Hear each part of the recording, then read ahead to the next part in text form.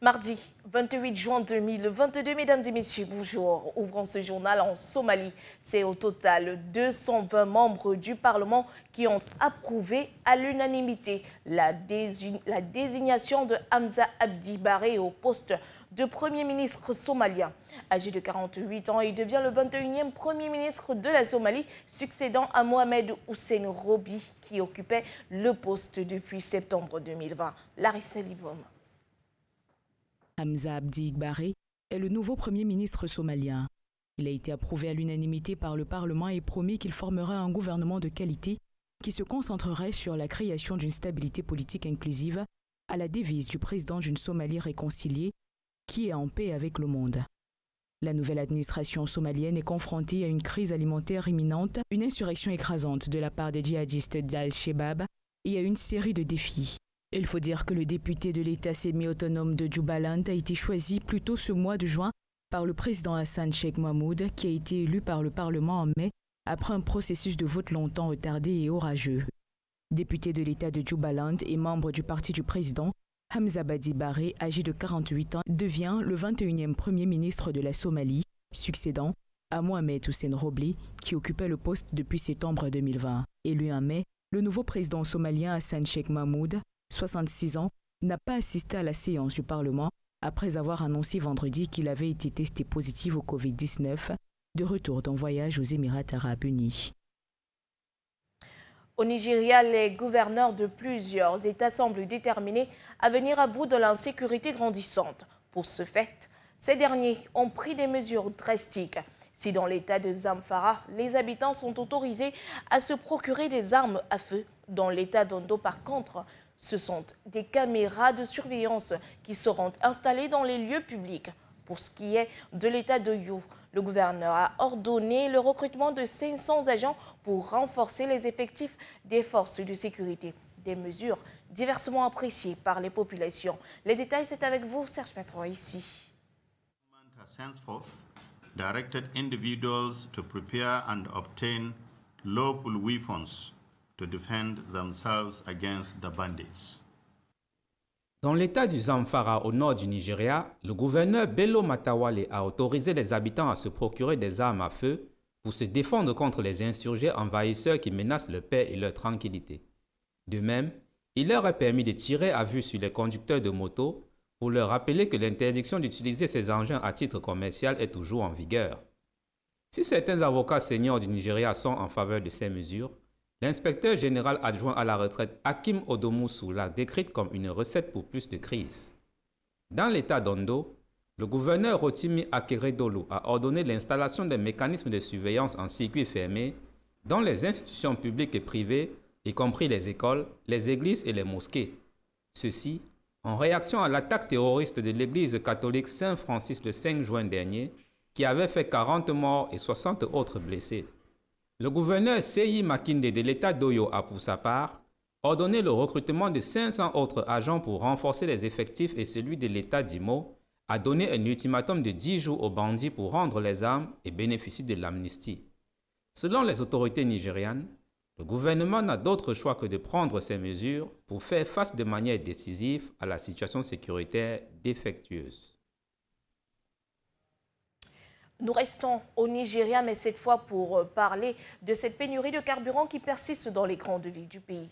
Les clients sont soumis à de longues files d'attente pour espérer avoir de l'essence. Une situation qui pousse certains automobilistes à faire recours au marché noir, nous dit Stéphane Dibébé. La République fédérale du Nigeria est confrontée depuis lors à une crise énergétique persistante. Dans les rues du pays, une longue file d'attente des véhicules à la pompe pour s'approvisionner en carburant. Le Nigeria a produit en mai dernier, en moyenne, 1,42 million de barils par jour. Mais le pays est constamment confronté à une pénurie de carburant, le troisième en 6 mois seulement.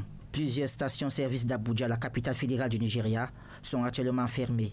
C'est le cas à la station de Shafa, dans le quartier de Djaï, qui d'habitude fonctionne tous les jours. Mais depuis quelque temps, les activités sont à l'arrêt.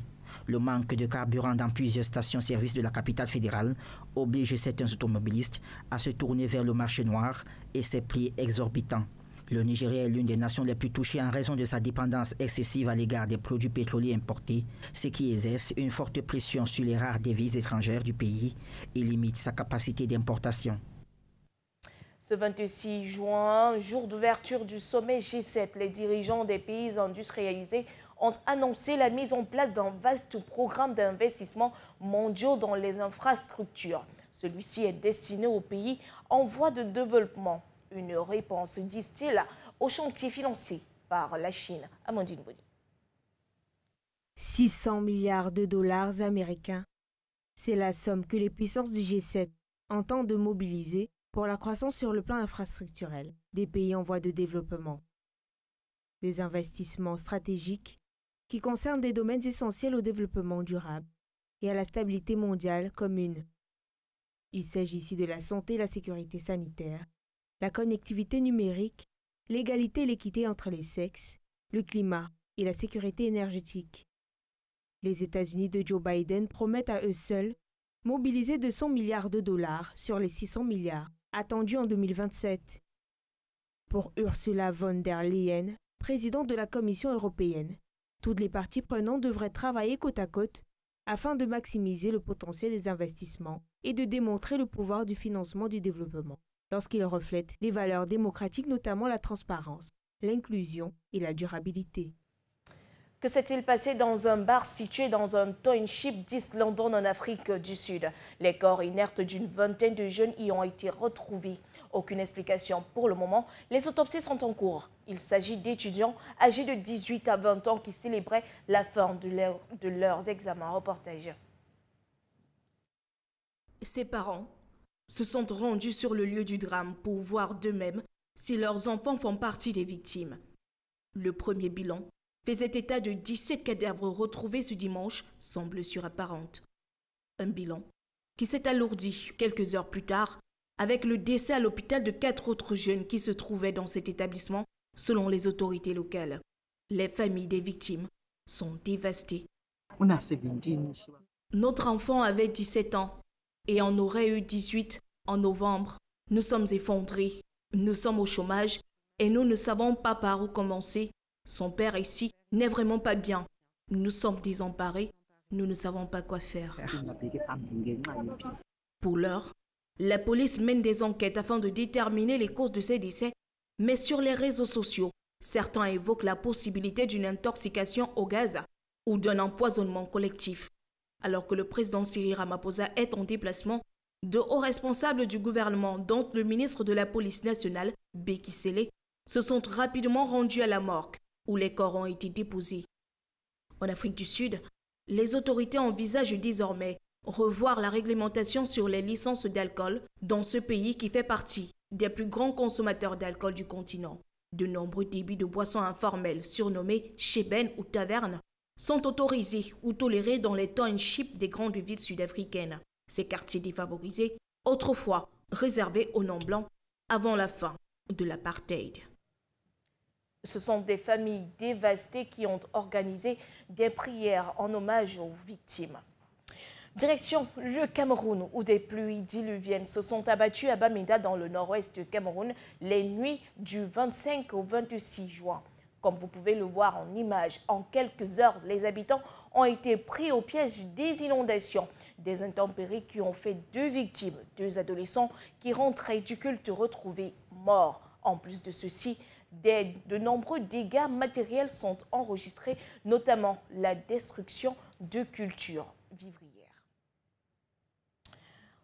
Tout autre chose à présent, l'avocat camerounais Maître Félix Ngoko Agbor, je vous le disais en titre, a dans une correspondance datée du 18 juin dernier décliné sa nomination au shadow cabinet du Social Democratic Front par le chairman Ni John Frundi.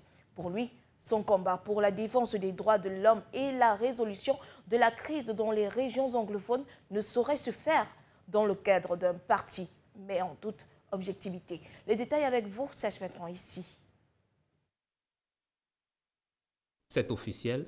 Maître Félix Kongo Agbobala ne sera pas membre du Shadow Cabinet, l'instance décisionnelle du Social Democratic Front SDF. L'avocat défenseur des droits humains a rejeté la décision du chairman du parti de l'opposition Ni John Frundi du 16 juin dernier, le nommant président de la commission des affaires juridiques et judiciaires du parti. Les raisons de sa décision sont clairement évoquées dans sa correspondance du 18 juin.